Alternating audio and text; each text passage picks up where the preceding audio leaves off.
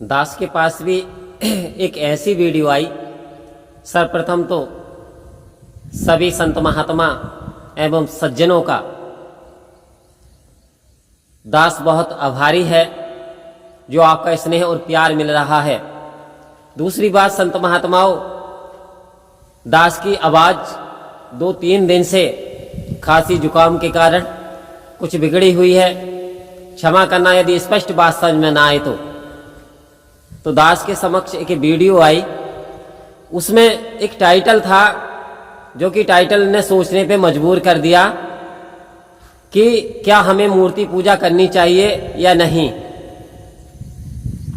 क्या जो मूर्ति पूजक हैं वो सही हैं या नहीं।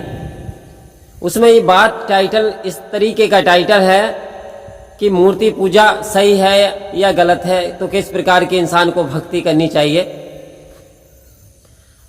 तो हमें भक्ति काल में यदि हम जाकर के देखें तो भक्ति काल में 2 शाखाएं भक्ति की हुई।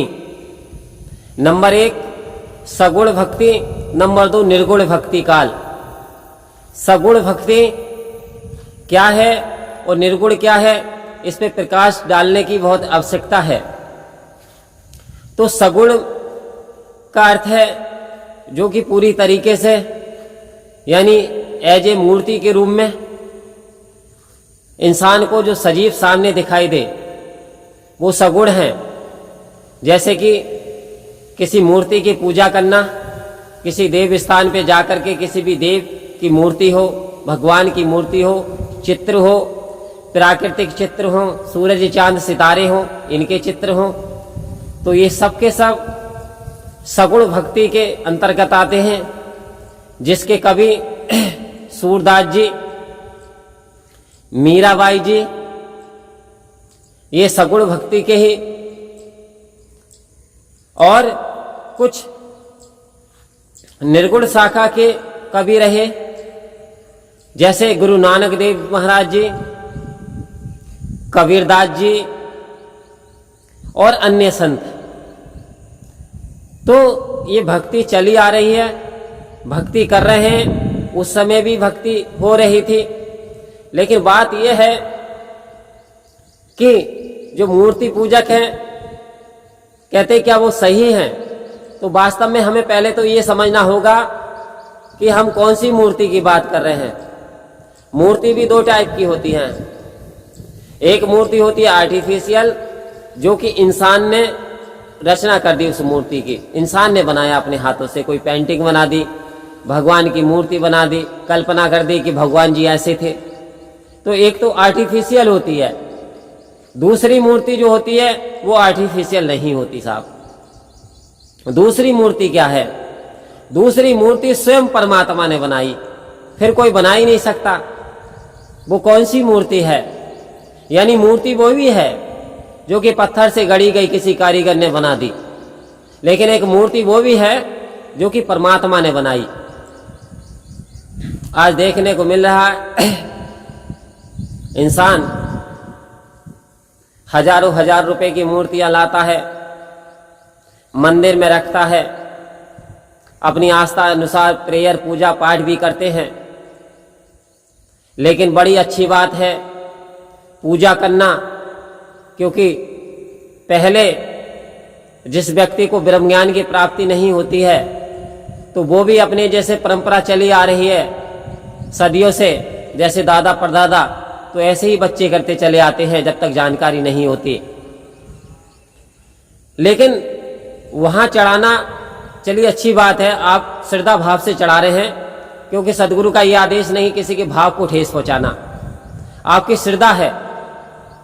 तो कह रहे हैं कि पहले जिसकी भक्ति, उसका ज्ञान पहले बहुत जरूरी है, उसकी जानकारी कर लेनी चाहिए हम भक्ति कर किसकी रहे हैं। तो कहा कि भक्ति लोग अभी ना समझे, प्रभु को पाना भक्ति है, छोड़ के सारे रगड़े झगड़े गुरु रिझाना भक्ति है। कह रहे भक्ति की यदि परिभाषा समझ लें तो यदि आपने अपने जीवन में परमात्मा को प्राप्त कर लिया तो आपने भक्ति को प्राप्त कर लिया, समझिए। लेकिन आज हमें ये मंथन करना होगा कि एक मूर्ति पे लाखों करोड़ों रुपए के आभूषण चढ़ रहे हैं, मेवा मिष्ठान आ रही हैं, श्रद्धा भाव टिका हुआ है। लेकिन एक मूर्ति ऐसी भी हैं, कुछ मूर्ति ऐसी भी हैं जो खाने के लिए तरस रही हैं, जो कि आशीर्वाद दे सकती हैं, जो कि आपके लिए भगवान से प्रार्थना करती हैं, जो कि भगवान का स्वरूप है, लेकिन वो मूर्ति आज फटे हाल में फिर रही है। उन मूर्ति को यदि वो कहती हैं कि बेटा हमें खाना खिला दीजिए, तो खाना उन्हें टाइम पे नहीं मिल रहा, उन्हें पानी टाइम पे नहीं मिल रहा, उन्हें मेडिसिन की जरूरत है तो उन्हें मेडिसिन समय पे नहीं मिल रही। दास का आप इशारा समझ गए होंगे।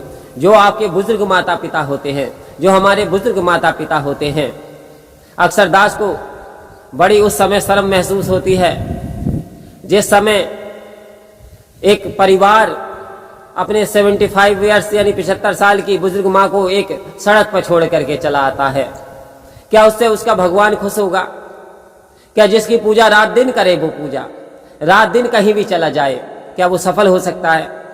क्योंकि उसने अपने भगवान को तो खुद निकाल दिया है। मूर्ति तो वो है, यदि उसकी पूजा करता, उसके चरणों में जाकर के आशीर्वाद लेता, उसकी सेवा करता, तो वास्तव में आशीर्वाद मिलता, हर हाल में आशीर्वाद मिलता और भगवान भी खुश होता। तो आज दास ये कहना चाहेगा कि आपके समक्ष भी ऐसी सैकड़ों मूर्तियां हैं जो भगवान की मूर्तियां चलती फिरती, लेकिन आज वो किसी कारण से उनके परिवार ने त्याग दिया है, तो आप उस भगवान को खुश कर सकते हो। जितनी भी मदद हो, जैसी रोटी से, कपड़े से, मकान से, उनका आदर सत्कार करिए, उन्हें खाना दीजिए, उन्हें पानी की आवश्यकता पानी दीजिए, उन्हें शरण की आवश्यकता शरण दीजिए। तो वास्तव में आपकी मूर्ति पूजा करना भी सफल है, क्योंकि वो भी परमात्मा की मूर्तियां हैं। दूसरा बता दिया है कि चलिए यदि हम केवल भगवान को एक सीमित आकार में समझते हैं तो फिर भगवान हमारे एक ही कोने में सिमट करके रह जाएंगे, एक ही कमरे में रह जाएंगे। फिर यदि हम अपने घर से बाहर हैं तो हम उनकी कैसे पूजा कर पाएंगे?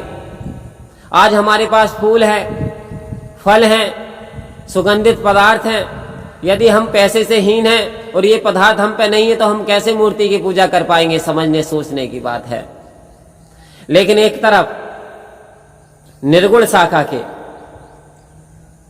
हैं, निर्गुण शाखा के अंतर्गत एक जगह रामचरितमानस में भी लिख दिया है स्पष्ट परमात्मा के विषय में कि निकट हो तो सूजत नहीं, दीर्घ दीर्घ ऐसी जिंद, तुलसी इस संसार को भयो मोतिया बिंद। अब कहने एक बात बताओ, निकट है सूजत नहीं, निकट कहते हैं पास में, सूजत नहीं एहसास नहीं, दीर्घ दीर्घ कहते हैं धिक्कार है, धिक्कार है, जिंद है आंखों के लिए आया। इस मानव की आंखों को धिक्कार है जो परमात्मा इतने करीब है, इसको इसका एहसास ही नहीं है, तो धिक्कार दे दिया। रामचरितमानस में तो शिरोमणि गोस्वामी तुलसीदास जी ने हमारे सबके लिए धिक्कार कर दिया साहब। उधर कबीरदास जी कह रहे हैं पानी बिच मीन प्यासी मोहे सुन सुना बेहासी। अब पानी क्या है ये वातावरण बता दिया, ये संसार बता दिया, ये सारा संसार एक पानी के समान है, जीव आत्माएं इसमें मीन है। यदि मछली पानी के अंदर प्यासी रह जाती है तो कह रहे हंसी के सिवा कोई और बात बनने वाली नहीं है। तो इसका मतलब इधर पाक के कुरान शरीफ कह रहा कि परमात्मा हमारी साहे रग, ये जो नली है इससे भी ज्यादा करीब है। तो हमारे जो मंदिर है, जो मस्जिद है, जो इत्यादि प्रेयर स्थल है वो तो हमारे घर पे है, लेकिन ये तो कह रहे हैं कि परमात्मा साहे रग के भी करीब है। तो इसका मतलब परमात्मा का एक रूप साकार है जो कि मूर्ति रूप में, दूसरा रूप निराकार है, निर्गुण। निराकार साकार तू, कह रहे निराकार साकार तू जग के पालनहार, है बे अंत महिमा तेरी दाता परम्पार। हे परम पिता परमात्मा सब तेरी संतान, भला करो सबका प्रभु तो सबका हो कल्याण। आओ संत महात्माओं, कह रहे परमात्मा साकार रूप में भी है, परमात्मा निराकार रूप में भी है।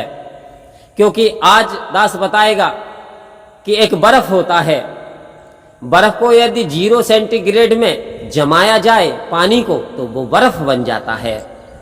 अब वो साकार बन गया, पानी ही साकार हो गया।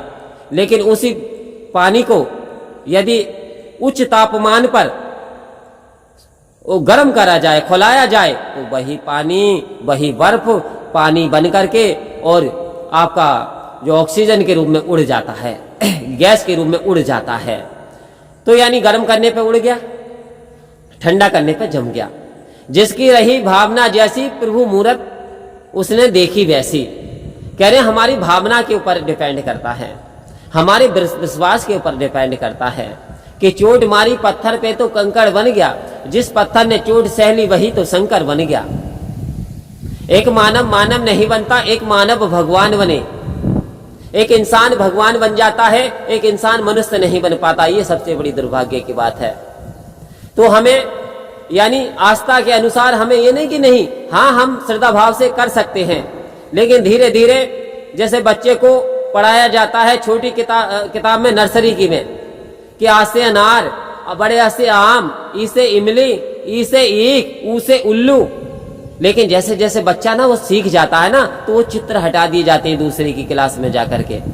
फिर आता है आपका चित्र गायब हो जाएगा। आ अनार, बड़े आ से आम, ई से इमली, बड़ी से ईख, ऊ से उल्लू, बड़े ऊ से ऊन, ऋण से ऋषि। अब ऋषि जी वहां से गायब है, लेकिन बच्चा फिर भी ऋण से ऋषि पढ़ रहा, क्योंकि उसे उसकी जानकारी हो गई। तो ये जानकारी कराने के लिए हमारी आस्था, विश्वास, श्रद्धा बढ़े, इसलिए मूर्ति पूजा करते तो उंगली मत उठाओ उन पे उनकी आस्था है, उनकी श्रद्धा है।